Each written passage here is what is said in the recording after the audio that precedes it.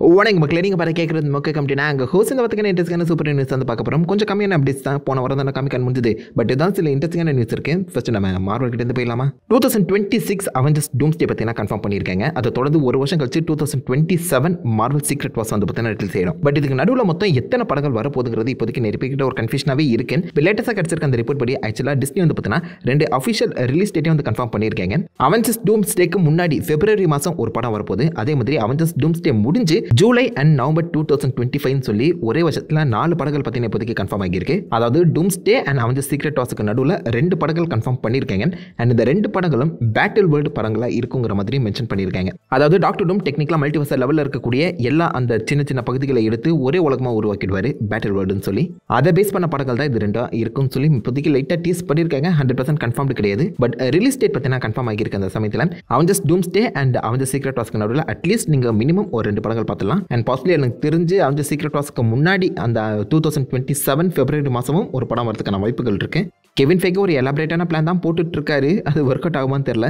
Let's hope it should work. And இந்த battle world story லைனுக்குள்ள தான் நம்ம ஸ்பைடர்மேன் 4 செட் பண்ண போகிற மாதிரி ஒரு ரூமர் கிளம்பி இருக்கேன். நம்ம சோனி ரொம்ப நாளாக சொல்லிட்டு இருந்தாங்களே மல்டிவர்ஸ் லெவலில் இருக்க ஆண்ட்ரி கேஃபில் அண்ட் டோபி மெக்கை ரிட்டர்ன் கூட்டிட்டு வந்து ஒரு கிரவுண்டடான படம் கொடுக்கணும்னு. அதனால கெவின் ஃபெய்கே அந்த ஸ்டோரியை மல்டிவர்ஸ் லெவல் ஸ்டோரியை பேட்டில் வேர்ல்டுக்குள்ளே செட் பண்ண பார்க்குறாங்களாம். அதாவது டூம் ஒவ்வொரு யூனிவர்ஸாக உடச்சு ஒரு வேர்ல்டு உருவாக்கிட்டு இருக்கும்போது நம்ம டோபி மெக்கர் உலகத்தில் கொஞ்சம் ஆண்ட்ரி கேஃபில் உலகத்தில் கொஞ்சம் சொல்லி உடச்சு அதையுமே ஒன்றா மர்ச் பண்ணிடுவாராம். அதாவது இது வரைக்கும் நம்ம பார்த்த எல்லா ஸ்பைடர்மேன் லைவ் ஆக்ஷன் படங்களையுமே ஒன்னா சீக்கிரம் வந்து பிளான் பண்ணிட்டு இருக்காங்க. அதாவது பேட்டில் வேர்ல்ட் ஸ்டோரி லைன்ல மட்டும். ஸோ அப்படி பார்க்கும்போது ஸ்பைடர்மேன் 4ங்கிறது இந்த பேட்டில் வேர்ல்ட் ஸ்டோரி லைனை பேஸ் பண்ணி நடக்கிறதுக்கான வாய்ப்புகள் அதிகம். அண்ட் இதில் தான் நம்ம மைல்ஸ் மொரால்ஸும் வர மாதிரி சொல்லப்படுது. டெக்னிக்கலாக பார்க்கும்போது மைல்ஸ் மொரால்ஸ் 1610 616 இந்த பேட்டில் வேர்ல்ட் மூலமாக தான் வந்திருப்பாரு. பட் அதுக்கான அடித்தளம் போடாமல் அப்படியே டேரக்டாக கூட்டிட்டு வரது ரொம்பவே கஷ்டம். Maybe like into the Spider-Verse story லைனை அப்படியே இந்த பக்கம் லைவ் ஆக்ஷன் கூட மர்ச் பண்ணிடுவாங்களோங்கிற ஒரு கேள்வியுமே எழும்ப தான் செய்யுது. ஸோ ஸ்பைடர்மேன் 4 என்ன கதியாக போகுதுன்னு தெரியல. பட் இப்போதைக்கு ஸ்பைடர்மேன் 4 பேட்டில் வேர்ல்ட் ஸ்டோரி லைனுக்குள்ள செட் பண்ண பார்க்குறாங்களாம்.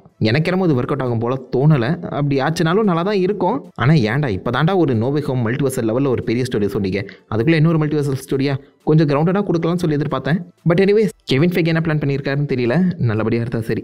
இப்போ வரைக்குமே ஸ்பைடர்மேன் 4 யார் டேரக்டர்னு சொல்லி பார்த்தா கன்ஃபார்ம் ஆகலை. ஸ்கிரிப்டையும் முடிச்சாங்களான்னு தெரியல. இந்த வருஷத்தோட எண்டில் at least pre production shooting start பண்ணாதான் அடுத்த வருஷமா அட்லீஸ்ட் அவெஞ்சர்ஸ் டூம்ஸ்டே தொடர்ந்து அந்த ஸ்பைடர்மேன் 4 கொடுக்க முடியும். நான் காமிக்காலே அப்டேட் எதிர்பார்த்தேன், எதுவுமே கொடுக்கல. பாப்போம் இப்போ D23 நடக்க போதில் அதிலாச்சும் அப்டேட் கொடுக்குறாங்களா இல்லையான்னு. டாக்டர் டூமா நம்ம ஆடிஜாவை கேஸ்ட் பண்ணிட்டு அப்புறம் நம்ம கேங்கு கிட்ட, அதாவது கேங்க நடிச்ச ஜானதன் மேஜர்ஸ் கிட்ட இதை பற்றி நீங்கள் என்ன நினைக்கிறீங்க அப்படின்னு சொல்லி ஒரு கேள்வி கேட்டதுக்கு Jonathan Majors I was heartbroken, மனசுரைச்சு போயிட்டேன் அப்படிங்கிற மாதிரி மென்ஷன் பண்ணியிருக்காரு. ஆர்டிஜே எஸ்ரா மில்லருக்கு ஒரு 1 சான்ஸ் கொடுத்த மாதிரி எனக்கு ஒரு 1 சான்ஸ் கொடுத்து இந்த கேங்கோட ஸ்டோரியை முடிச்சு வைக்க ஹெல்ப் பண்ணுறா அப்படிங்கிற மாதிரியும் கேட்டிருக்காரு. லைக் இப்போதைக்கு மார்வல் ஃபேன்ஸ் திரும்ப ரிட்டன் கேட்டாங்கன்னா கண்டிப்பாக நான் வந்து நடிச்சு கொடுப்பேன். எனக்கு கேங் ரொம்ப ஒரு ஃபேவரட்டான கேரக்டர். பட் கூப்பிடுவாங்களான்னு தெரில அப்படிங்கிற ஒரு கன்ஃபியூஷன்லையுமே இருக்காரு மனுஷன். பாவம்ல, என்னங்க பண்ணுறது, விதி பேஸ்கெட் பால் விளையாடிடுச்சு. ஸோ கேங்குக்கான ஒரு முற்றுப்புள்ளி கொடுக்க தான் போகிறாங்க. பாசிபிளி ரீகாஸ்ட் நடக்கும்னு நினைக்கிறேன். கண்டிப்பாக ஜானதன் மேஜர்ஸ் டிஸ்னிக்குள்ள வரதுக்கான வாய்ப்பே கிடையாது. ஐ மீன் அப்படி வந்தாலும் நல்லா தான் இருக்கும். ஜேம்ஸ் கண்ணை கூட்டு வரலையா, அதை மாதிரி வரையும் கூட்டு வந்து ஏதாவது சம்பவம் செய்யலாம். பார்ப்போம் பண்ணுறாங்களா இல்லையான்னு. பட் கேங்குக்கான ஒரு ஸ்டோரியை முடிச்சிட்டு அப்புறம் தான் டாக்டர் டூமை கிக் ஆஃப் பண்ணுவாங்களாம். அப்படி தான் நிறைய இன்சைடர்ஸ் ரிப்போர்ட் வந்து கிடச்சிருக்கு. அந்த சமயத்தில் காத்திருப்போம் அதை என்ன மாதிரி முடிக்க போகிறாங்கன்னு. அதை தொடர்ந்து நம்ம கிறிஸ் இவான்ஸ் இப்போ லேட்டஸ்ட்டாக டெட்பூல் அண்ட் வுல்வரீனில் ஜானி ஸ்டாமா அப்பியர் ஆகியிருந்தாரு. நேற்று ஒரு மிகப்பெரிய சர்ப்ரைஸாகவே இருந்துச்சு. ஒரு இன்டர்வியூவில் நீங்கள் ஜானி ஸ்டாமா வந்ததை பற்றி எங்களுக்கு கவலையே இல்லை, எப்போ கேப்டனாக வர போறீங்க அப்படின்னு சொல்லி கேட்டதுக்கு இப்போதைக்கு ஐடியா இல்லைப்பா அப்படிங்கிற மாதிரி மென்ஷன் பண்ணியிருக்காப்ல. ஸோ கேப்டனே இப்போதைக்கு கிறிஸ் இவான்ஸுக்கு ரிட்டர்ன் ஆக ஐடியாவே இல்லையா. பட் கண்டிப்பாக வரதாங்க போகிறாரு. நோ வரி. சீக்ரெட் வார்ஸில் நம்ம ஆர்டிஜே வர்சஸ் கேப்டன் அமெரிக்காங்கிற சிவில் வார் பார்ட் 2 நடக்க தான் போகுது. ஆனால் என்ன, அந்த பக்கம் ஆர்டிஜே டாக்டர் டூமா இருப்பாப்ல, இந்த பக்கம் கேப்டன் பாசிபிளி வயசானவராக இருக்க சான்சஸ் அதிகம். லைக் அட்லீஸ்ட் ஃபைட்டாக இல்லைனாலும் ஒரு மீட்டப் வந்து நடத்தாங்களா நல்லாயிருக்கும். கிறிஸ் இவான்ஸோட ஃபேவரட் டேரக்டர்ஸ் ரூசோஸ் வேற ரிட்டர்ன் ஆகியிருக்காங்க. ரூசோஸோட ஃபேவரட் கேரக்டர் நம்ம கேப்டன் அமெரிக்காவை காட்டாமல் இருப்பாங்கன்னு நினைக்கிறீங்களா? Captain will confirm return. But என்ன மாதிரி வர போறாருன்னு வெயிட் பண்ணி பார்த்தா தான் தெரியும். இதோட மார்வல் அப்டேட்ஸ் முடியுது. அப்படியே நம்ம டிசி சைடில் போகும்போது இப்போ தான் ஆரம்பிச்ச மாதிரி இருந்துச்சு. த சூப்பர்மேன் படத்துக்கான அந்த ஃபுல் ஷூட்டிங்குமே ரேப் ஆகிடுச்சான். ஐ மீன் பிரின்சிபல் ஃபில்மிங் வந்து பார்த்தீங்கன்னா இப்போதைக்கு ஜேம்ஸ் கன் கம்ப்ளீட்டாக முடிச்சிட்டாரு. இனிமேல் போஸ்ட் ப்ரொடக்ஷன் தான். விச் மீன்ஸ் எனக்கு தெரிஞ்ச இன்னும் ஒரு 2 மாதத்தில் நீங்கள் இந்த சூப்பர்மேன் படத்துக்கான ஃபர்ஸ்ட் லுக் டீசரை வந்து பார்த்துலாம்னு நினைக்கிறேன். அதுக்கு முன்னாடியே வரதுக்கான வாய்ப்புகளும் அதிகங்க. பட் இவ்வளோ சீக்கிரமாக பட்டு நிறுத்தி முடிச்சிருக்காரு பார்த்தீங்களா ஜேம்ஸ் கன் இந்த படத்தோட ஷூட்டிங். பட் அதோட நிக்கலங்க. பீஸ் மேக்கர் சீசன் 2க்கான அந்த ஒர்க்கும் போயிட்டு இருக்கு. அதோடைய ஷூட்டிங் இன்னும் முடியல. அது முடிச்சிட்ட அப்புறம் தான் ஜேம்ஸ் கன் கொஞ்சம் ஃப்ரீ ஆவாரு. ஏகப்பட்ட அப்டேட்டும் கொடுப்பாரு. ஸோ பீஸ் மேக்கர் சீசன் 2 எப்போ முடிய போதுன்னு தெரியல. பட் சூப்பர்மேன் ஷூட்டிங் முடிஞ்சிச்சு. பீஸ் மேக்கர் சீசன் 2ல ரிக் ஃபிளாகோட அப்பா ரிக் ஃபிளாக் சீனியர் தான் வருவார்னு நினச்சிட்டு இருந்தோம். பட் இப்போதைக்கு ஜோல் கின்னமன் ரிக் ஃபிளாகா நடிச்சவரே ரிட்டர்ன் ஆகிற மாதிரி ஒரு ரூமர் கிளம்பி இருக்கு. ஃபஸ்ட்டு கிடைச்ச ரிப்போர்ட் படி பீஸ் மேக்கர் செப்பரேட்டான ஒரு யூனிவர்ஸில் நடக்கும்போது நம்ம பீஸ் மேக்கர் அந்த உலகத்தை விட்டு வேற ஒரு உலகத்துக்கு வந்திருக்காருங்கிற மாதிரி கதை சொல்ல போகிறாங்களாம். அப்படி பார்க்கும்போது ஒரு உலகத்தில் கொல்லப்பட்ட அந்த ரிக் ஃபிளாக் பாசிபிளி இன்னொரு உலகத்தில் உயிரோட இருக்கவும் சான்சஸ் அதிகம். பட் அப்படி சொன்னாங்கன்னா அந்த கதைக்கு உண்டான அந்த கேரக்டருக்கு உண்டான வேல்யூ போன மாதிரி எனக்கு தோணுது. ரிக் ஃபிளாக் சீனியருமே ஆக்சுவலாக அவன் பிள்ளையை கொன்னதுக்காக தான் பீஸ் மேக்கரை பழி வாங்குறதுக்காக வந்துட்டு இருக்காரு. என்ன மாதிரி அமைக்க போகிறாங்கன்னு தெரியல. பட் ரிக் ஃபிளாக் ஜூனியர் அந்த ஜோல் கினமன் ரிட்டர்ன் ஆகிற மாதிரி சொல்லிட்டு இருக்காங்க. ரூமராக தான் கிளம்பியிருக்கு. அந்த சீரிஸ் பார்த்தாதாக தெரியும்.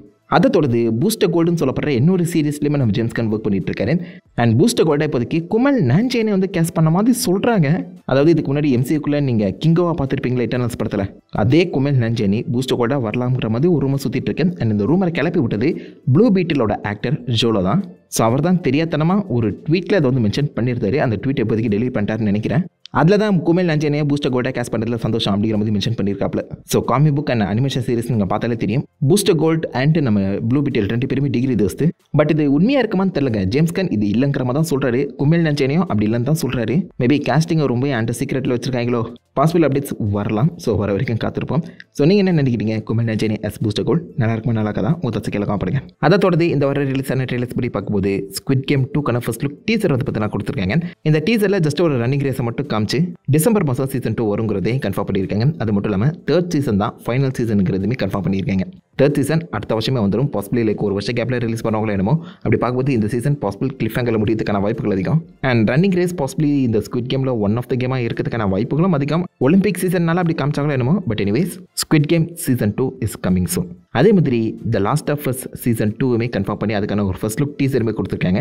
ஜஸ்ட் ஒரு 1 minute டீசர் தான். அந்த டீசரில் இந்த மொத்த சீரிஸும் என்ன மாதிரி செட் ஆக போகுது, குவாலிட்டி என்ன மாதிரி இருக்க போது, எந்த அளவுக்கு ஆக்ஷன் பார்க்க போகிறீங்கன்னு சொல்லி எல்லாத்தையுமே தெளிவாக காமிச்சிருக்காங்க. உண்மையிலேயே ஒரு தாறு மாறான டீசராக இருக்குது. பெருசாக எதையுமே ரிவீல் பண்ணலனாலும் டீசர் செம்ம குவாலிட்டியாக இருக்குது. இந்த டீசரோட பிரேக் டவுன் சேனலில் இருக்குது, செக் பண்ணி பாருங்கள். ஆக்டிங் ஒரு பக்கம் இன்டென்ஸாக இருந்தாலும் இந்த சீசனோட ப்ரொடக்ஷன் வேல்யூவே அதிகப்படுத்தியிருக்காங்க. ப்ளஸ் இந்த சீசனில் வழக்கத்தை விட அதிகமான ஆக்ஷனும் இருக்குங்கிறத கன்ஃபார்ம் பண்ணியிருக்காங்க. ஸோ இந்த சீசன் ஓரளவுக்கு ஆக்ஷன் பேக்டான சீசன் தான் இருக்கும் போது செம்ம ஃபன்னாக இருக்கும் போது the last of us season 2 check பண்ணி பாருங்கள். அதை தொடர்ந்து நம்ம மேகன் ஃபாக்ஸோட சப்சர்வியன்ஸ் பேசிக் கான்செப்ட் என்னென்னா, மேகன் படம் பார்த்துருக்கீங்களா? குழந்தைகளோட ஃப்ரெண்டு மாதிரி ஒரு ரோபோட் வந்து எல்லாருமே போட்டு தள்ளிட்டு இருக்குல்ல, அதே மாதிரி இப்போதைக்கு குழந்தைகளோட ஃப்ரெண்டாக வராமல் லைக் ஒரு மெய்டு ரோபோட்டாக மேகன் ஃபாக்ஸை உள்ளே இறக்கியிருக்காங்க.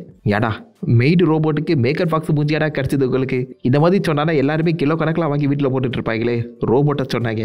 அண்ட் அந்த ட்ரெய்லருமே கிட்டத்தட்ட அந்த பார்த்தாக்கி இருக்குது. ஒரு R-rated மேகன் ஃபாக்ஸை வச்ச ஒரு மேகன் படம்னு வச்சுக்கோங்களேன். அதாவது மெய்டாக வந்த ஒரு ரோபோட் அந்த ஓனர் மேலேயே ஆசைப்படுற மாதிரி ஒரு கதை. எந்திரன் படத்தோட கதையை ஃபீமேல் பாயிண்ட் ஆஃப் வியூலேருந்து கொடுக்க ட்ரை பண்ணியிருக்காங்க. நல்லா இருக்கியா மேகன் ஃபாக்ஸ்? நல்லா இருக்கு. ட்ரெய்லர் செக் பண்ணி பாருங்க. சப்சர்வியன்ஸ். அண்ட் ஃபைனலி நம்ம ரேஜர் ஜெக்லரோட ஸ்பெல் போட். ஒரு நாட்டோட அரசன் அரசி 2 பேருமே பார்த்தீங்கன்னா மாஸ்டராக மாற்றப்படுறாங்க. அவங்களுடைய புள்ள இளவரசி எப்படி அவங்க அப்பா அம்மாவை மாஸ்டர் ஃபார்ம்லேருந்து திரும்ப நார்மல் ஃபார்முக்கு ரிட்டர்ன் கொண்டு வராங்கிறது தான் பேசிக் ஐடியா. எங்கே கேள்விப்பட்ட மாதிரியே இருக்குல்ல, பிரேவ் படம் பார்த்துருக்கீங்களா?